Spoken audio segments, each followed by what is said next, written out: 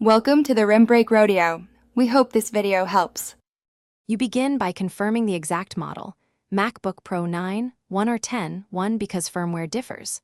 Once done, back up immediately with Time Machine or a bootable clone. This protects data if the installer fails.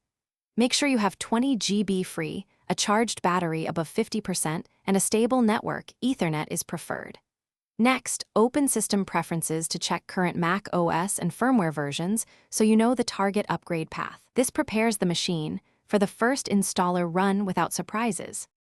Now download required firmware updates and the macOS installer you plan to use. High Sierra is often the latest supported. First, install any separate firmware updates. They run outside the OS and ensure hardware compatibility. Once firmware is applied, run the full macOS installer. Follow prompts, allow automatic reboots, and do not interrupt power. If the normal installer fails, reboot to Internet Recovery or a USB installer and run the combo installer. Make sure to monitor progress. Finish by checking System Report to confirm firmware and OS versions updated correctly. Once done, reset NVRAM/PRAM and the SMC to clear leftover settings. This resolves many post-update boot or power issues.